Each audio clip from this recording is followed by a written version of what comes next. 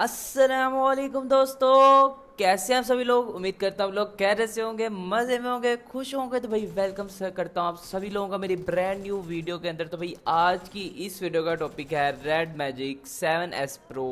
भाई इस फ़ोन के बारे में डिस्कस करेंगे कि ये एज अ गेमिंग फ़ोन आपको 2024 में लेना चाहिए। वैसे ये ज़्यादातर लोगों को पता ही होगा कि ये गेमिंग फ़ोन ही है, तो इसकी 2024 में कैसी परफॉर्मेंस है और इसके अंदर गेम में कितनी इसकी कनेक्टिविटी कैसी है। अब इसी प्राइस में इस प्राइस में आपको 2,20,000 तक का ये नॉन पीटी आपको मिलता है। इसमें आपको 13 प्रो मैक्स भी मिल जाता है इजीली। अगर आप जेबी में जाओ तो 14 प्रो मैक्स भी मिल जाता है। तो भाई आपको आईफोन लेना चाहिए या आपको रेड मैजिक लेना चाहिए, ये सारे सवालों का जवाब आपको मैं इस वीडियो में दूंगा। तो भाई स्टे ट्यून और ज़रूर बताइएगा कि आपको ये वीडियो कैसी लगी। तो भाई बिना किसी देरी के वीडियो का आगाज़ करते हैं। पहले भाई इसकी जनरल स्पेसिफिकेशन की बात कर लेते हैं। इसकी 5000 mAh की बैटरी है और 135 वोट की चार्जिंग है। तो भाई 5 मिनट में आपका 50% चार्ज हो जाएगा। तो भाई कोई मसला नहीं इसमें बैटरी, जिस तरह आईफोन का ये सीन है कि आईफोन 13 प्रो की हालांकि बहुत ही अच्छी बैटरी है उसकी। आईफोन 90 FPS पे वो आपको इजीली 3 से 4 साढ़े 4 घंटे की गेमिंग दे देता है। तो भाई ये इसका तो है ना 5000 mAh की बैटरी है। इसका 90 FPS में खेलते रहो जब बैटरी खत्म हुई भाई 5-10 मिनट चार्ज किया और फिर आपका फ़ोन 80 तक पहुंच जाना है। तो बैटरी का तो इसमें कोई मसला होने ही नहीं वाला ना। तो भाई अब अगली बात कर लेते हैं कि भाई इसका वेट कितना है, क्योंकि एज अ गेमर आपको वेट भी बहुत पता होना चाहिए। वेट नॉर्मल है तो 35 ग्राम है, विच इज़ नॉर्मल। बैक में भी ग्लास है, फ्रंट में भी ग्लास है, एल्युमिनियम फ्रेम है, अच्छी बिल्ड बनी हुई है, प्रीमियम बिल्ड है। एमुलेट डिस्प्ले है 120 हर्ट्ज का, 600 निट्स की पीक ब्राइटनेस है जो कि नॉर्मल है, इतनी ज़्यादा हाई नहीं है। गोरिल्ला ग्लास 5 की प्रोडक्शन है इसके अंदर।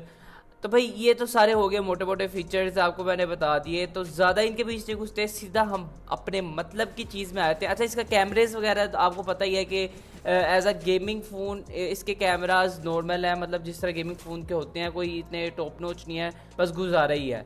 प्राइस के लिए आज से 2 लाख में देखा जाए तो वाकई वर्थ कह सकते हैं, क्योंकि इसका main focus as a gaming phone gaming है। तो भाई इसकी गेमिंग की बात करें तो भाई इसके अंदर जो प्रोसेसर लगा हुआ है वो कुछ तबाही लगा हुआ है। स्नैपड्रैगन 8 Gen 1 लगा हुआ है 4 नैनोमीटर के ऊपर बेस। अगर आपने मेरी पुरानी वीडियोस देखी हैं तो आपको मैंने बताया था कि 4 नैनोमीटर का मतलब है कि नहीं, ब्रांड न्यू टेक्नोलॉजी के ऊपर बना होता है। ये मोर एफिशिएंट होता है कम बैटरी के ऊपर, यानी कि कम बैटरी इस्तेमाल करके फ़ोन को ऑफ कोर्स कम हीट करके आपको ज़्यादा परफॉर्मेंस निकाल के देता है। तो ये जितने नैनोमीटर कम होते रहते हैं उतनी न्यू टेक्नोलॉजी होती है। नैनोमीटर के ऊपर ये बेस है, तो बहुत अच्छा प्रोसेसर लगा हुआ है।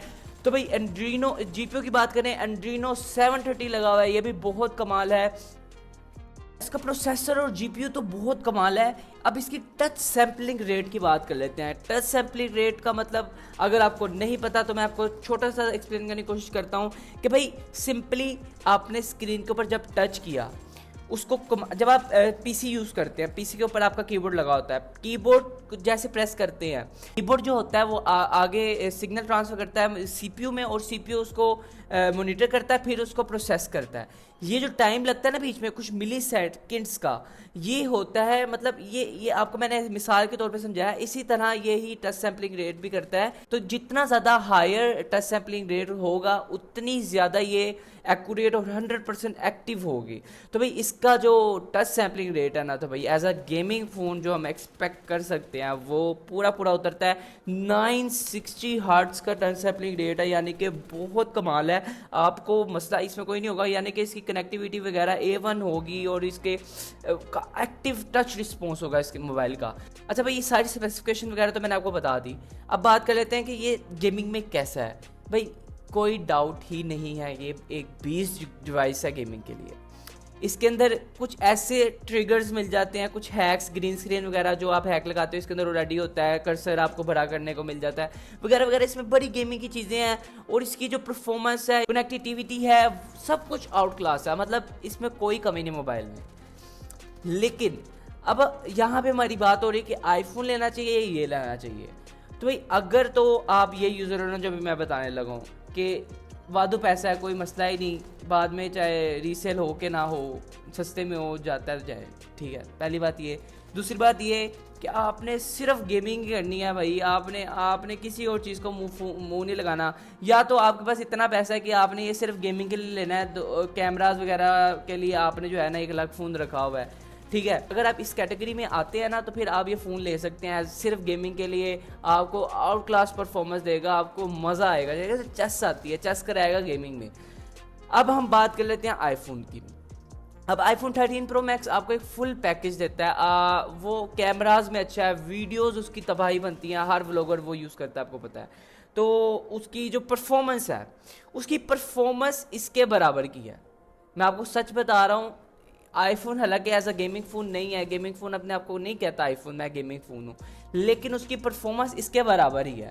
यानी आप ये नहीं कह सकते कि आईफोन बहुत अच्छा है, ये रेड मैजिक 7S प्रो बहुत अच्छा है। दोनों की परफॉर्मेंस बहुत अच्छी है, तबाही है गेमिंग में। लेकिन आईफोन जिन चीज़ों में आपको एज दे देता है, वो आपको उसका डिस्प्ले हो जाता है, उसका जो पूरा इंटरफेस होता है वो आपको जनरल यूज़ में मदद देता है।